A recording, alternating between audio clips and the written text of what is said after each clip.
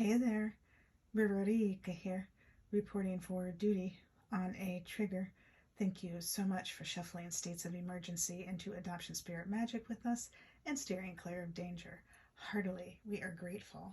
In this mini session, we are exploring what Venus going into Gemini has to share with us about how we may move forward, minding our business in the highest love and light.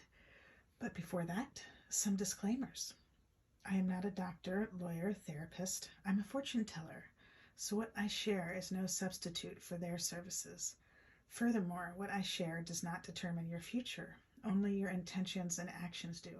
So please use your gifts of discernment before deciding what to gather and take away. And of course, please take only what resonates and blow like a kiss the rest to the universe for cosmic composting into beauty. This reading is intended for fun and games, for shits and giggles, for entertainment, for flexing our heart, mind, body, soul, spirit, emotions, intuition. And at the least, I hope to cause harm to none, and at the most, I hope I may assist you on your healing path. All that said, let me introduce our helpers. I have lit candles for Source, Mother Earth, Father Sky, the homeless, those that kick them out of their homes, the neighbors, the passers-by, even those working against our spiritual progression. Also, harmony, unity, and balance, Archangel Azrael, our ancestors here in the highest love and light, and those who have crossed over to Father Sky by suicide, and the family and friends they left behind on Mother Earth, as well as the war-torn families, countries, nations, galaxies, worlds, universes, and we thank Source for helping us all adopt success, transmuting these violent cycles into love. Heartily, we are grateful. We also have my mini crystal ball, my wooden dice, my wooden wand, my wooden dagger wand to help lift our spirits and cut to the heart of the matter without harming a soul. And the tuning fork at 528C to help us clear the space. Pardon that loud noise. And I invite you to check out 528 and C to see how that resonates with you on your healing path.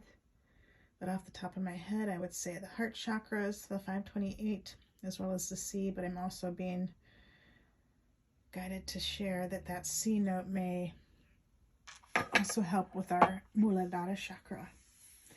And I rolled the number 6, which chose the Living Altar, an oracle and spell deck for the Radical Witch by Kiki Robinson and Ilvadroma Marzana Ranzasuski. And you can find out more about them. I shall leave in the description. You may find them online, on the socials. So much fun. They also were interviewed in the Halloween episode of Romanistan podcast, created by Paulina Verminsky and Jessica Reedy. They told some spooky stories about how that deck of cards was made, so that was super fun. You may enjoy that.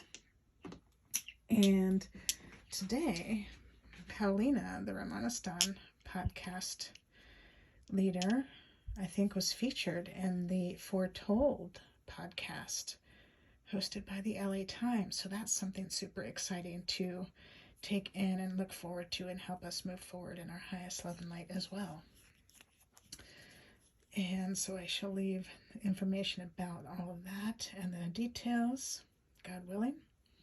And in my hot little hands, I have some rose quartz for this Venus and Gemini reading. And off the top of my head, I'd say love, unconditional love is something associated with this rose chakra, but I invite you to explore on your own because we are all different psychosocial science experiments. And what resonates for you may be different than me. So to just help make this reading even more relevant for you, I enjoy inviting you to explore on your own more resources and see what jumps out at you about what resonates with you at where you are on your healing path. So before we do the clearing the sound healing, a little bit more on the number 6. It's a number of service and helps differentiate between light and dark and the choices we make between those. And it helps defend against those times when someone's so possessed by grief that they may lash out psychically and talk crap about you behind your back over food and drink or whatever it is they're doing, whether they're gossiping with a friend on the phone or over cocktails, or maybe they actually have a whole practice of casting spells and they're doing it intentionally instead of the first example, which was unintentional. So this number 6 helps in those situations when in either situation the other is possessed by grief. This number 6 is something we can play with, help us play through the loss and trauma of that, and use in different ways that we find useful, from incorporating it into art or mantras, things of that nature. And so that number 6 is super sweet with those boundary issues, helps us maintain our integrity by maintaining our boundaries. And so, for example, perhaps we're able to steer clear of those people that we know that are so possessed by grief that they're lashing out. And that way we can prevent ourselves from being taken down, or we can prevent ourselves from lashing out at being the victim of somebody's grief. And so that is that about the number 6. So let's clear the space. And thank you for holding the intention of seeing only love, and only love we shall see. Here we go. Mind, body, speech in perfect oneness, I send my heart along with the sound of the bell. May hearers awaken from forgetfulness and transcend all anxiety and sorrow. Om. Peace. Shanti. Thank you.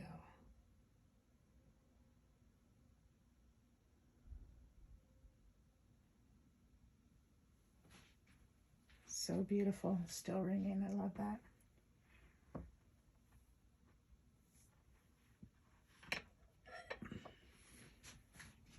All right. So let's see what this Venus moving into Gemini has to share with us about how to move forward, minding our business in the highest love and light. And this, I think, happens on April 11th, 2023, but please quadruple check me. And you are a whole, full, powerful, loving, spiritual being, and so am I. And we thank your source, spirit, team, angels, galaxy guides, ancestors, saints, sages, gods, goddesses. Universe is here for the highest love and light, as well as mine. And we thank your source and my source for immediately shifting the situation into what it needs to be, offering necessary insights, healings, acts of grace, protection. Heartily, we are grateful. And so it was, and so it was, and so it was, and so it was. Thank you for making this reading abundantly clear about what Venus and Gemini has to tell us about moving forward, minding our business in the highest love and light. I think that's happening on April 11th, 2023. But again, please quadruple check me.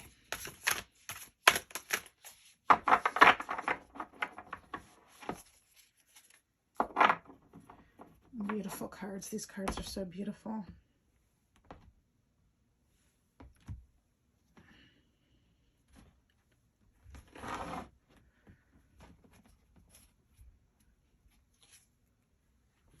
And we have childhood. Super sweet. So let me hold that here for a moment so you can vibe on that.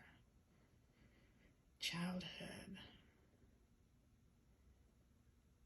This is making me think of self-love, that Venus self-love that we can tap into, that inner child, loving that inner child. Remember that inner child. One moment, please. One moment, please.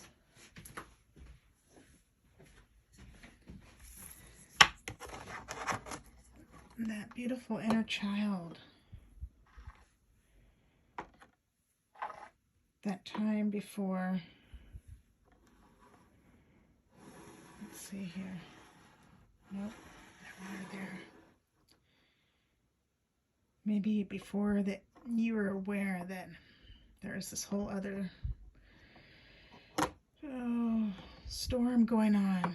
That childhood, if you are able to tap into that, and if you're not able to tap into that, imagine See if you can imagine what that would look like. And hugs to all of you, because, wow, what we went through as children, and not to blame or shame, just honoring what was. And I'm sending you big hugs and lots of love and light. And thank you for being so strong to get to where you are now. And that's huge. And so this childhood card is calling on us to remember that, and remember we're an adult now, and we got through this, and we're not the same person. And that little child at certain times felt like an adult. It felt like that little child has been adulting for so long, for so many of us. And to honor the little child, but to also honor the adult, and to be able to separate them and understand the difference between the two, and tapping into that more, perhaps very strongly, like a bear. I feel like that's a bear footprint. And that triangle and the leaves are just reminding me of this transformational energy, this constant shifting, like that strength required to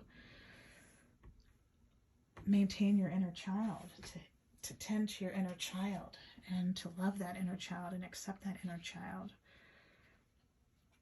And that I invite you to explore more about Venus and Gemini, to see how that may flesh out this reading for you even more.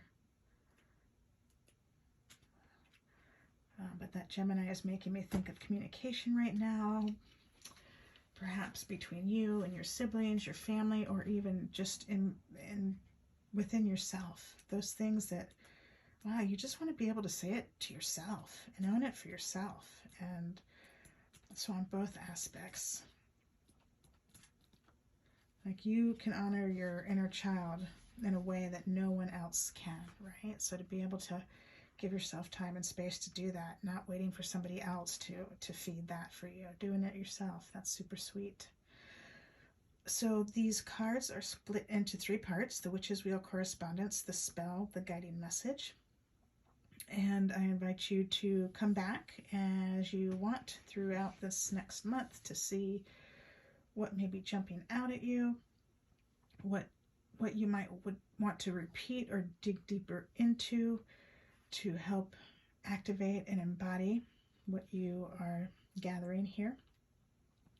So the Witch's Wheel correspondence, there is 4, 5, 6, 7, 8, looks like 9 or 10 words. So here we go. Air, spring, east, sunrise, promise, first quarter moon, inspiration, creativity, intention, and choice. You have a choice now. Most of us, we have a choice now, right? As some people say, you always have a choice, but I have seen in my experience how sometimes loss seems to steal that choice away from us. And we have to really, really work to find that choice again and free ourselves from those bonds of loss.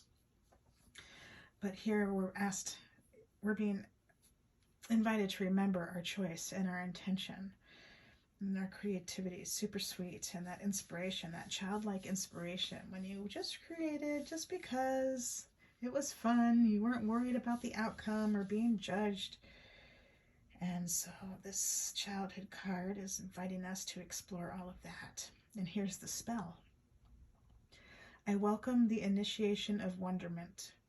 In this space, I create safety.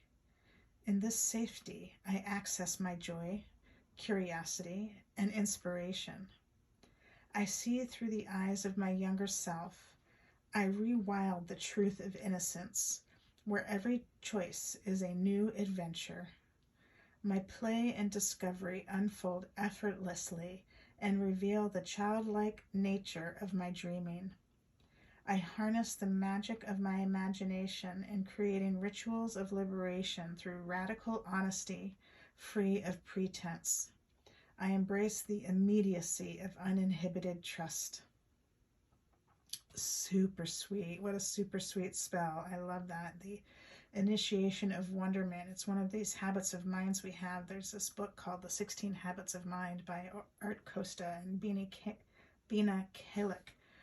called 16 Habits of Mind, and awe and wonder is one of those habits of mind. And to help practice that, this is a wonderful, wonderful card to help practice that awe and wonderment, and remembering that of a child. Like, well,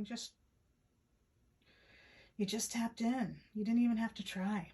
And for those of you who can't even remember that space, God bless it. I'm sending you big hugs and just love and helping you hold the space. So you may do that now. And some of our childhoods have just been so challenging, to say the least. And I feel so blessed that you're here with me, that you made it through, and you're so strong and taking such sweet care of yourself. Thank you so much. All of you, right? We're all doing our work. Everybody's got a different path, and you're working it. And it's not for the faint of heart, and still you're doing it. So thank you. And thank you for loving your inner child. That's just super sweet. So the guiding messages: don't take yourself too seriously. Don't be too wise. Embrace curiosity. Reclaim wonderment. Choose a new perspective. Playfulness is virtuous.